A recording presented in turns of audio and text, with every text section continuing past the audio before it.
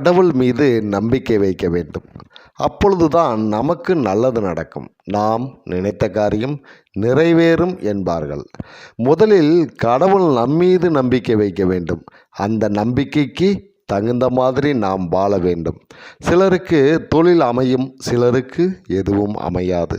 சிலருக்கு பணம் தேவைக்கு மேல் வந்து கொண்டே இருக்கும், சிலருக்கு பண தட்டுப்பாடு இருந்து கொண்டே இருக்கும். எத்தனையோ குடும்பத்தை பார்த்து இருக்கிறோம். தன்னுடைய தேவைக்கு போக மீதியை நல்வழியில் செலவு செய்வார்கள்.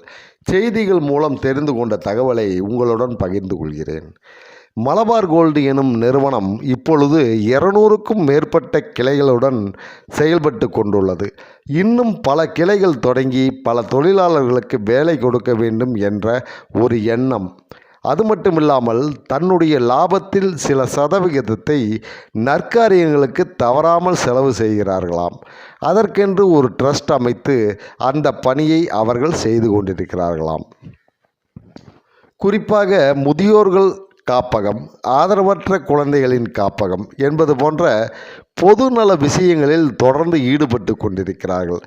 இவர்களிடம் பணத்தை கொடுத்தால் அவை நற்காரியங்களுக்கு பயன்படும் என்று கடவுள் நம்பிக்கை வைத்துள்ளார். அதனால் அவர்களுக்கு வாரி வழங்குகிறார்.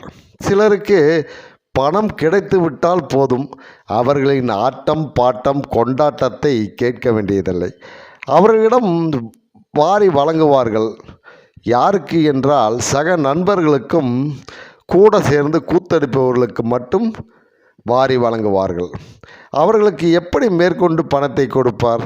இருக்கிற பணம் கரையும் வரை மட்டும்தான் அவர்கள் வாழ்க்கை, பிறகு அழிந்துவிடும். நேர்மறையான விஷயங்கள், எதிர்மறையான விஷயங்கள் என்பது போல் நேர்மறையான விஷயங்கள் கடவுளுக்கும் உண்டு. சில கோயில்களை சிறப்பாக பராமரித்து கொண்டு வருவார்கள். அபிஷேகமும் ஆராதனையும் சிறப்பாக நடக்கும். இப்படிப்பட்ட கோவிலை பராமரிக்க செலவு செய்ய பலர் இருப்பார்கள். அதே கடவுள் வேறு சில ஊர்களில் பணத்தை மட்டும் வசூல் செய்வார்கள். கடவுளையும் கவனிக்க மாட்டார்கள், கோவிலையும் கவனிக்க மாட்டார்கள்.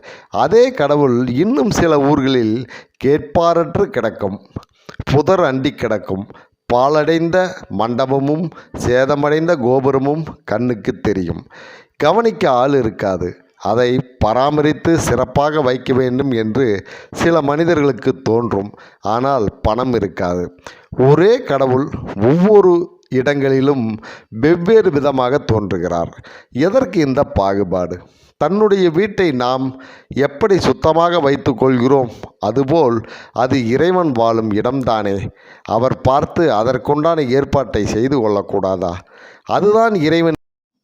ரமண மகரிஷியை காண வேண்டும் என்ற எண்ணத்தில் அமெரிக்காவிலிருந்து வந்த ஒரு ஆங்கிலேயர் திருவண்ணாமலை வந்து மகரிஷியை சந்தித்தார்.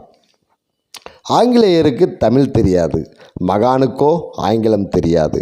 ஆங்கிலேயர் மகானின் கண்களை பார்த்தார். மகரிஷியும் அவர் கண்களை பார்த்தார். கண்களாலேயே மொழி இல்லாமல் பேசிக்கொண்டார்கள். ஞான உபதேசங்களை வழங்கினார். அவரை சீடனாக ஏற்றுக்கொண்டார். ஆங்கிலேயரும் அவருடைய ஆசிரமத்திலேயே தங்கிவிட்டார்.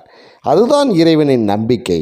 யாரை எங்கே எப்படி சேர்க்க வேண்டுமோ அதை இறைவன் சரியாக செய்வார். அனைவருடைய மனதையும் அறிந்து கொண்டவர் ரமண மகரிஷி. அருள்வாய் இறைவா, அருள்வாய் இறைவா, அருள்வாய் இறைவா. நன்றி, வணக்கம்.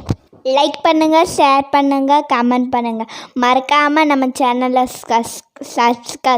சப்ஸ்கிரைப் பண்ணி பக்கத்தில் இருக்க பெல் ஐக்கானை கிளிக் பண்ணுங்கள்.